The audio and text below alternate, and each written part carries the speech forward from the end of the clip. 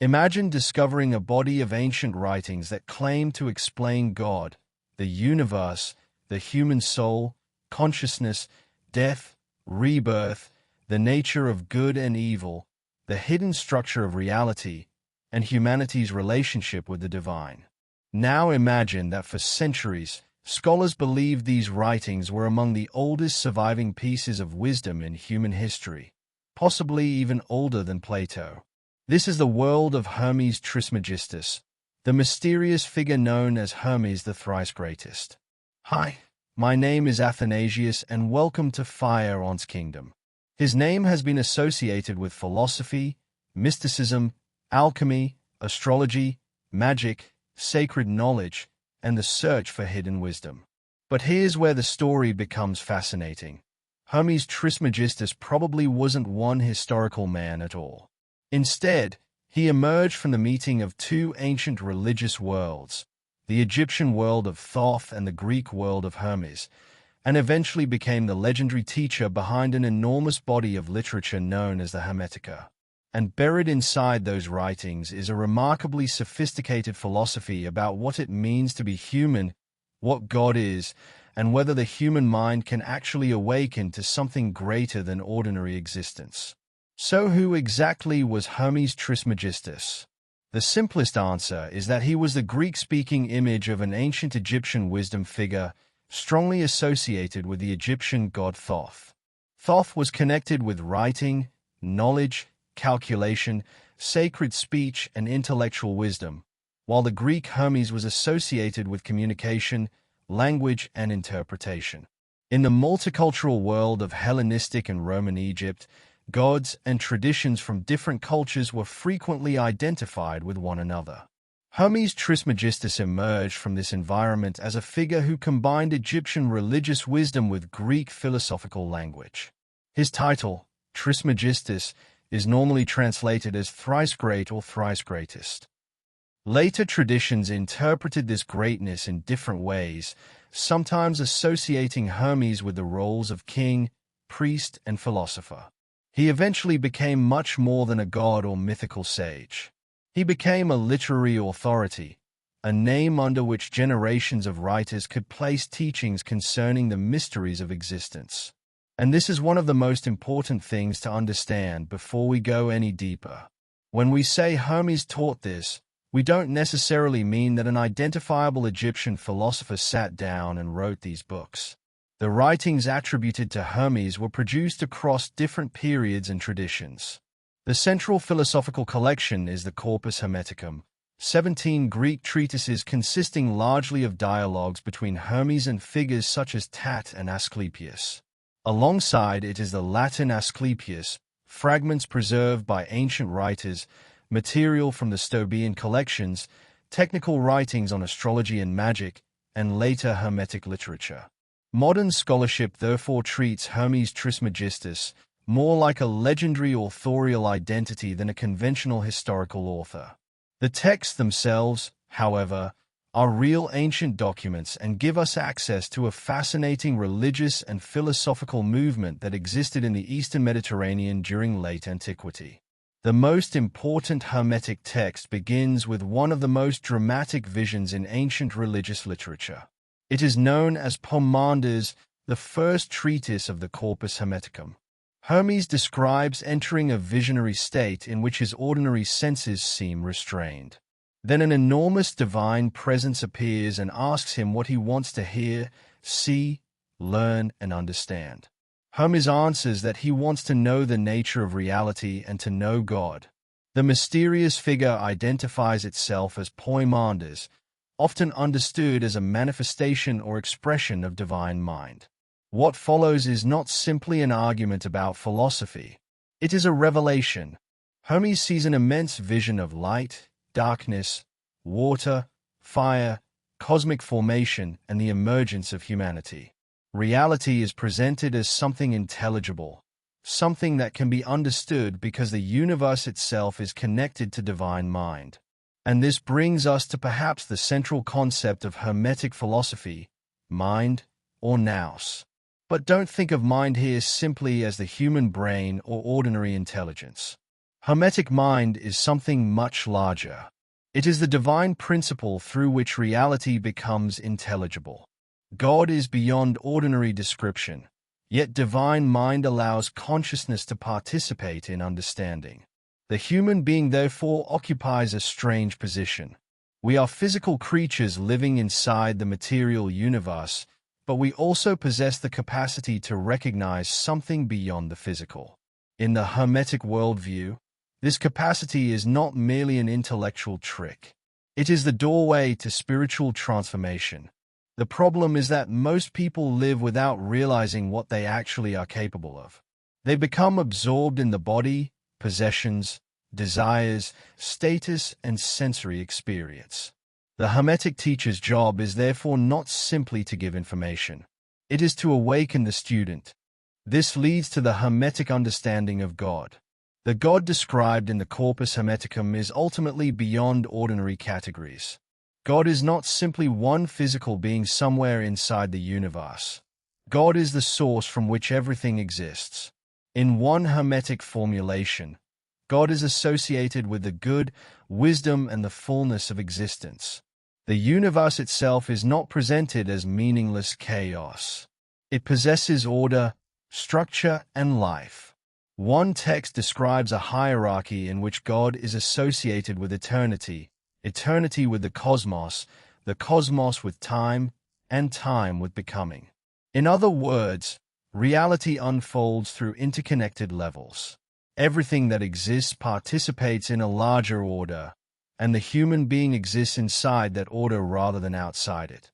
But if God is good and the universe is ordered, why does human life contain suffering, ignorance, violence, and corruption?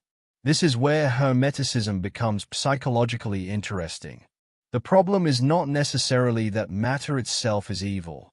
Instead, the problem is ignorance. Human beings forget their higher nature. They become trapped in what the texts portray as the lower impulses of existence. Desire, greed, anger, arrogance, pleasure, and attachment can dominate consciousness. The individual begins to identify completely with the temporary physical self and forgets the deeper reality of mind. In this sense, salvation begins with knowledge, but not ordinary knowledge. The Greek concept often associated with this process is gnosis, a transformative knowledge of God and of one's own spiritual nature. And this is why hermeticism is sometimes described as a philosophy of spiritual awakening. The goal is not simply to memorize doctrines. The student is supposed to undergo an internal transformation. The Hermetic writings repeatedly present knowledge as something that changes the person who receives it. You can know facts about God without truly knowing God. You can discuss philosophy endlessly without becoming wise. Hermetic knowledge is supposed to move from the intellect into consciousness itself. You don't merely learn that reality is divine. You begin to perceive reality differently. This is one reason the Hermetic writings use visions, dialogues, prayers, hymns, symbolic language, and descriptions of spiritual rebirth instead of presenting themselves as ordinary philosophical textbooks. One of the most powerful examples is the Hermetic concept of rebirth. In the 13th treatise of the Corpus Hermeticum, Tat asks Hermes to teach him about being born again. Hermes explains that this isn't ordinary biological birth. It is a spiritual transformation.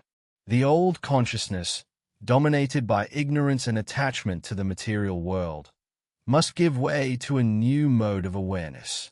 The metaphor of a womb is used for this process, but the womb is connected with wisdom and silent understanding, while the seed is associated with the good and divine will. In modern language, we could describe this as the death of an old identity and the emergence of a new consciousness. Notice how different this is from the popular modern idea of positive thinking. Hermetic rebirth isn't simply about imagining that your life will improve. It demands a transformation in what you consider yourself to be. If you believe that you are nothing more than your body, your social identity, your possessions, and your desires, then you remain tied to the temporary world. But if you discover that consciousness can turn toward divine mind, you begin the journey upward. This is why hermetic texts frequently speak about becoming a stranger to the cosmos. That phrase doesn't necessarily mean hating the world. It means refusing to be completely hypnotized by the surface appearance of things. The hermetic view of the human being is therefore deeply paradoxical. Humanity is simultaneously mortal and connected to the divine. We belong to the physical world, but our mind can contemplate the divine. We are capable of incredible wisdom, but we can also become slaves to our passions. In the Corpus Hermeticum, humanity is portrayed as having a special relationship with creation. One passage describes human beings as spectators of the divine work of the cosmos, capable of looking at creation and recognizing its maker. The human being is therefore not merely another animal wandering through a meaningless universe. There is something in humanity that allows us to participate consciously in the cosmic order. This brings us to another major hermetic idea. The universe is alive and ordered. The cosmos is not merely dead matter. Hermetic texts describe it as a living, structured reality permeated by divine principles. Stars, planets, time, nature, and living beings participate in an interconnected system. This is one reason astrology became so important within later Hermetic traditions. If the cosmos is a living order, then celestial movements could be interpreted as signs or expressions of larger patterns. However, we should be careful here. The philosophical corpus hermeticum and the enormous body of later technical hermetic literature are not identical. Hermeticism eventually became associated with astrology, alchemy, talismans, magical practices, and the occult sciences, but these developed through a much larger historical tradition rather than coming from one single book written by Hermes himself. This is also where we encounter the famous principle often summarized today as above, so below. It is associated especially with the Emerald Tablet, one of the most famous texts attributed to Hermes Trismegistus. But there is a major historical misconception here. The Emerald Tablet is not one of the 17 treatises of the Corpus Hermeticum, and its surviving history is different. The earliest known version appears in Arabic hermetic and alchemical literature, and the text was later translated into Latin in medieval Europe. Its famous language about the relationship between what is above and what is below became enormously influential in alchemy and later hermeticism. The phrase "as above, so below" is often reduced today to a slogan about manifestation, as if Hermes was simply saying that your thoughts create your reality. That's not what the historical text straightforwardly says.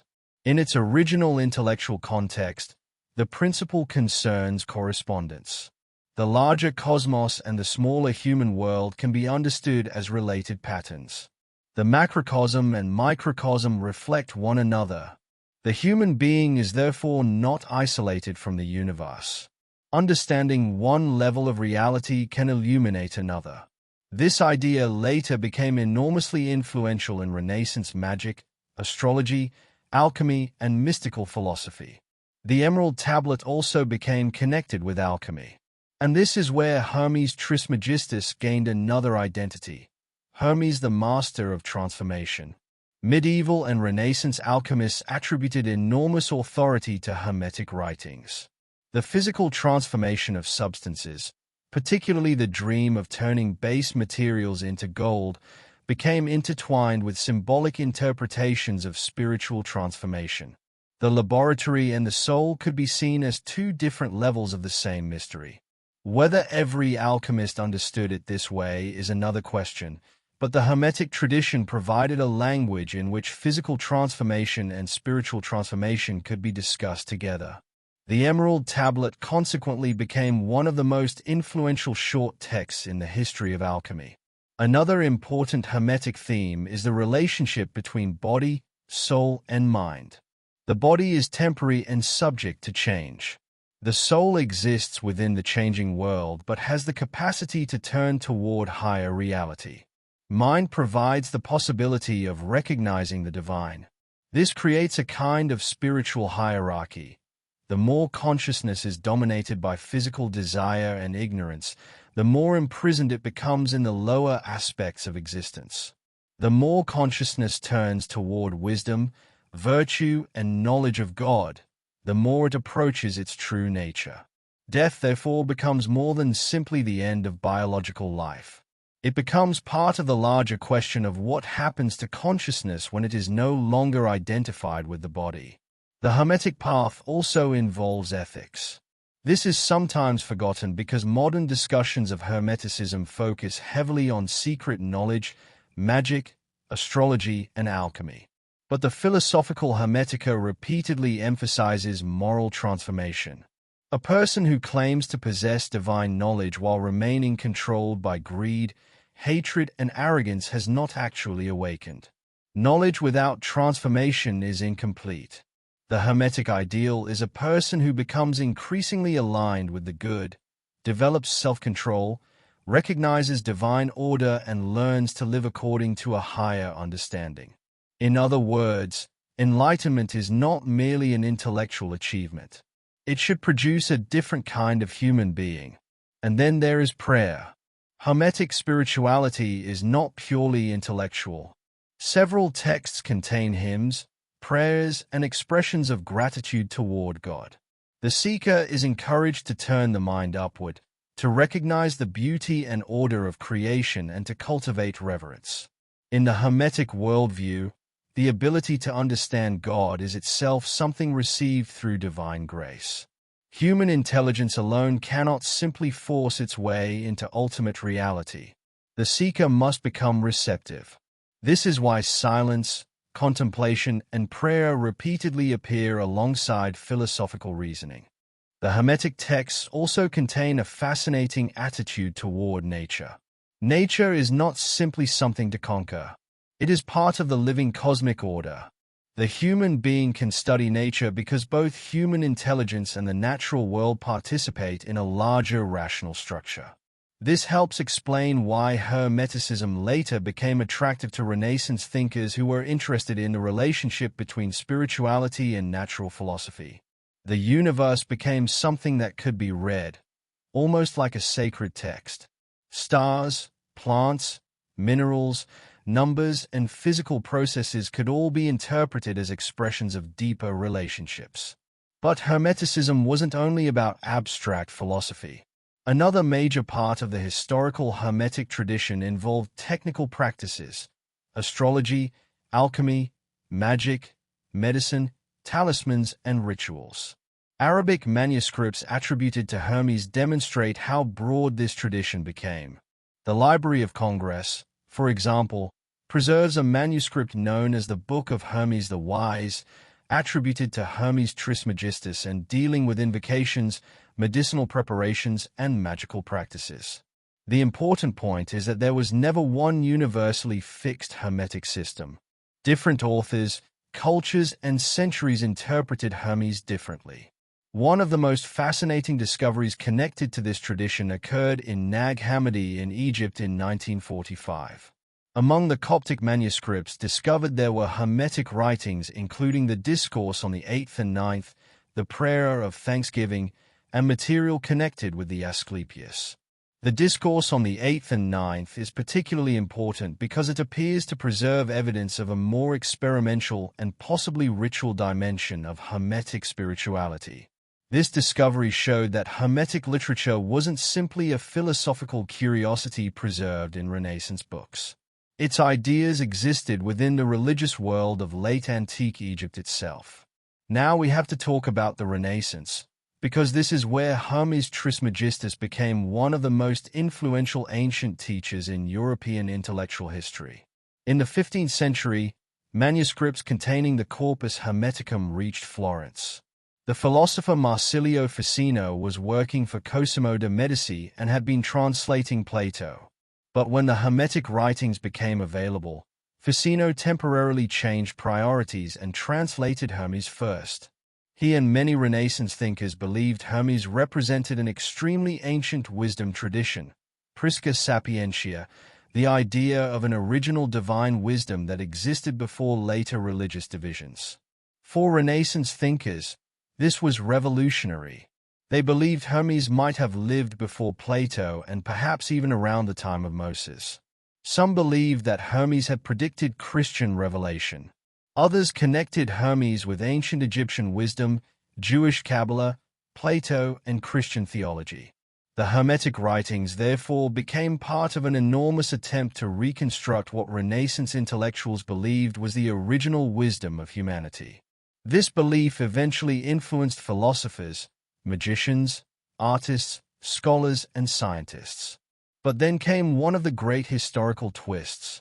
In the early 17th century, scholars began demonstrating that the Corpus Hermeticum could not have been written in the impossibly ancient period Renaissance thinkers had imagined. Linguistic and historical evidence placed the texts much closer to the early centuries of the Common Era. The legendary antiquity of Hermes collapsed. The writings were not relics from the time of Moses. They were products of the intellectual and religious environment of late Hellenistic and Roman Egypt. In other words, Hermes Trismegistus was not the prehistoric author Renaissance Europe believed him to be. Yet the revelation that the texts were later did not make their ideas disappear. Instead, it transformed the historical study of hermeticism. And remarkably, the influence continued. Hermetic ideas became intertwined with Renaissance magic, Christian mysticism, alchemy, and natural philosophy. Figures such as Giordano Bruno and John Dee interacted with intellectual worlds in which Hermetic ideas were extremely important. And perhaps most surprisingly, Isaac Newton, remembered today primarily as one of the founders of modern physics, also spent considerable time studying alchemy and Hermetic literature. Surviving manuscripts show that Newton wrote about the emerald tablet and engaged deeply with alchemical material. This doesn't mean modern physics came directly from Hermes, but it demonstrates how seriously Hermetic and alchemical ideas were taken by some of the greatest intellectual figures of early modern Europe. Now let's address one of the biggest modern misunderstandings, the so-called 7 Hermetic principles commonly associated with the Kybalion. You will often hear people say that Hermes Trismegistus taught the principles of mentalism, correspondence, vibration, polarity, rhythm, cause and effect, and gender. But these should not be presented in a historical documentary as if they were literally written by ancient Hermes. The Kybalion was published in the early 20th century and represents a modern reinterpretation of Hermetic ideas. It is part of the modern reception of Hermeticism, not an ancient Egyptian manuscript. So if you encounter videos claiming that the 7 principles were directly carved onto ancient Egyptian tablets by Hermes, that is not supported by the historical evidence. The same caution applies to the internet-famous emerald tablets of Thoth the Atlantean. These are not the ancient emerald tablet of Hermetic and alchemical history. They are a modern esoteric text associated with 20th century occult literature and the fictional or legendary figure of Thoth the Atlantean. The historical emerald tablet is a short Hermetic alchemical text with a medieval Arabic and Latin transmission history. Mixing these two traditions creates a completely different story from what the historical evidence actually shows. So what, then, did Hermes Trismegistus really teach? If we strip away the later legends, internet mythology, and modern occult editions, a remarkably coherent message remains. First, there is a divine source behind reality. Second, the cosmos is ordered and meaningful rather than completely chaotic. Third, human beings possess a higher intellectual or spiritual capacity that can recognize this divine order. Fourth, ignorance is one of humanity's greatest problems because we mistake our temporary physical identity for the whole of ourselves. Fifth, true knowledge must transform the person who receives it. Sixth, the path involves purification, virtue, contemplation, prayer, and spiritual rebirth. And seventh, the human being exists in correspondence with the larger cosmos. Perhaps the most profound Hermetic idea is therefore not magic. It is self-transformation through knowledge of the divine. Hermes doesn't simply tell you to collect secret information. He tells the seeker to change the way they perceive themselves and reality. The question becomes, what are you? Are you only the body? Are you only your social identity? Are you only your desires, fears, achievements, and failures? Or is there within consciousness a capacity to recognize something larger than the temporary self? This is why the opening of Poimandres is so important. Hermes asks to know the nature of reality and to know God, and the answer comes through an experience that transforms his consciousness. The teacher doesn't simply hand him a list of facts. Hermes sees, he understands, and after the revelation, he becomes a teacher himself. The pattern is therefore revelation, understanding, transformation, and transmission. And perhaps that's the real reason Hermes Trismegistus survived for so long. The historical Hermes of Renaissance imagination may never have existed as a single individual. The ancient texts bearing his name were written centuries after the mythical period in which people imagined him living. The Emerald Tablet developed through a different transmission history. The 7 principles of the Kybalion are modern rather than ancient, and the later occult traditions added layer after layer to the Hermes legend. Yet underneath all of this is an ancient question that remains surprisingly modern. Can human consciousness know something beyond itself? Hermeticism answers yes, but with an important condition. You don't reach that knowledge simply by believing something. You must transform yourself enough to perceive it. The universe, according to the hermetic imagination, is not merely something outside you that you observe. You are part of it. The same reality that created the cosmos gave humanity the capacity to contemplate the cosmos. And therefore, understanding the universe and understanding yourself become connected quests. That may be the deepest meaning behind the famous hermetic idea of correspondence. The above and the below are not merely 2 physical locations. They represent levels of reality, divine and human, cosmic and individual, invisible and visible. To study one can illuminate the other. The external cosmos becomes a mirror through which the seeker examines the internal cosmos. And this gives us a very different Hermes Trismegistus from the internet caricature of an ancient wizard who possessed secret spells or supernatural technology. The historical hermetic Hermes is much more interesting. He is a symbol of humanity's ancient search for wisdom. He represents the meeting of Egyptian religion and Greek philosophy, the belief that nature possesses hidden order, the conviction that consciousness can awaken, and the hope that knowledge of God can transform the human being. For almost 2,000 years, people kept asking the same questions through the name of Hermes. Where did the universe come from? What is God? What is consciousness? Why are human beings capable of both wisdom and destruction? What happens after death? Is nature merely matter, or does it possess a deeper order? Can human beings rise above ignorance? And can knowledge itself become a form of spiritual rebirth?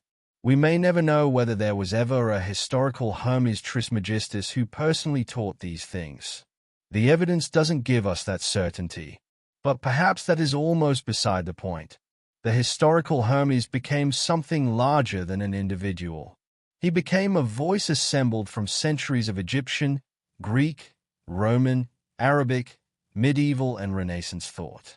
The name Hermes Trismegistus survived because generation after generation used it to express one extraordinary possibility: that the universe is intelligible, that humanity contains something capable of understanding it, and that the pursuit of knowledge can become a journey of transformation. And maybe that is the true secret of Hermes. Not that he possessed some forbidden knowledge hidden from humanity, but that he believed the door to higher knowledge was already inside the human being, and that the real journey was learning how to open it.